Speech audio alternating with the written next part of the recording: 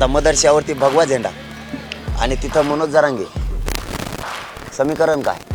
मदरशावर भगवा झेंडा आणि तिथं मनोज जरांगे पाटील। छत्रपती शिवरायांच्या काळात झालं होतं, ज्या ठिकाणी भगवा झेंडा होता त्या ठिकाणी एक मुस्लिम माता माऊलींना कसलंच भय नव्हतं, संरक्षण होईल असं होतं। छत्रपती शिवाजी महाराजांच्या काळात जिथं भगवा होता तिथं मुस्लिम भगिनींना कसलंच भय नव्हतं।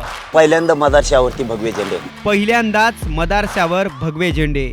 जरांगे पाटलांनी आपल्या आंदोलनाचा तळ थेट मदरशात ठोकला। मदरशात मुस्लिम बांधवांनी मनोज जरांगे पाटलांचा पाहुणचारही केला। मराठा आंदोलनाच्या निमित्ताने मनोज जरांगे पाटलांनी सामाजिक सलोखा जोपासला। त्या मुस्लिम बांधवांनी तुमच्या थांबण्याची आणि सभेसाठी मैदान दिलं होतं। मराठा मुस्लिम एकोप्याचा एक वेगळा संदेश सुद्धा आज मिळालेला आहे, त्याच्याबद्दल काय सांगा? कालचा आज हे आता तिसरा दिवस। मराठा समाजानं पहिल्या दिवशी निघलो त्या दिवसापासून जो प्रतिसाद दिला तो आजपर्यंत आहे। ज्या दिवशी प्रत्येक गावाचा शिव सोडायला लागलो, तालुक्याचा शिव सोडायला लागलो आणि जिल्ह्याचाही शिव सोडायला लागलो, तर मराठ्यांच्या घराघरातल्या मराठ्यांना असं वाटायला लागलं आपलं पोरगं आपल्या लेकरासाठी मुंबईकडे आरक्षणासाठी निघालंय, आपण आता घरी नाही थांबायचं, आपण भेटायला गेलो पाहिजे, आशीर्वाद द्यायला गेलो पाहिजे। आणि रस्त्यावर लाखांना मराठी हातातले कामं सोडून नोकरदार वर्गापासून व्यावसायिकांपासून सगळा मराठा समाज हा रस्त्यावरती आशीर्वाद देण्यासाठी यायला लागला।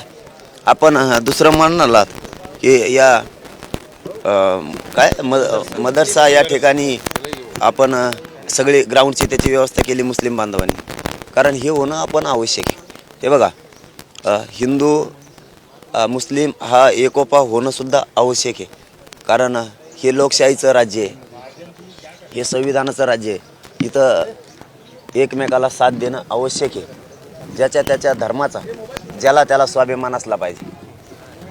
त्यांच्या धर्माचा त्यांना मुस्लिम धर्माचा स्वाभिमान आहे, मला माझ्या हिंदू धर्माचा स्वाभिमान आहे। पण दोघांमध्ये माणुसकी जिवंत आहे आणि एकमेकाला साथ द्यायचं ठरवल्याच्या नंतर, कारण धर्म हा विषय वेगळा आहे आणि मागणी एखाद्या समुदायाला मागणं हा विषय एकदम वेगळा आहे। ज्यावेळेस आम्ही मुंबईकडं पायी निघालो, मराठा समाजाला आरक्षण मिळावं, इथं धर्म नाही आला, इथं एका लेकराला आरक्षण लागणार आहे ती मागणी, आणि त्या मागणीला साथ देण्यासाठी मुस्लिम बांधव समोर आले आणि त्यांनी राहण्याची इथं ग्राउंडची व्यवस्था केली सगळी। हे बघा, धर्म वेगळा, मी पुन्हा तेच सांगितलं की धर्म वेगळा, त्यांना त्यांच्या धर्माचा स्वाभिमान आहे, मला माझ्या धर्माचा स्वाभिमान नाही, आणि तो असलाच पाहिजे, त्याच्यात काय गैर असण्याचं काही कारण नाही।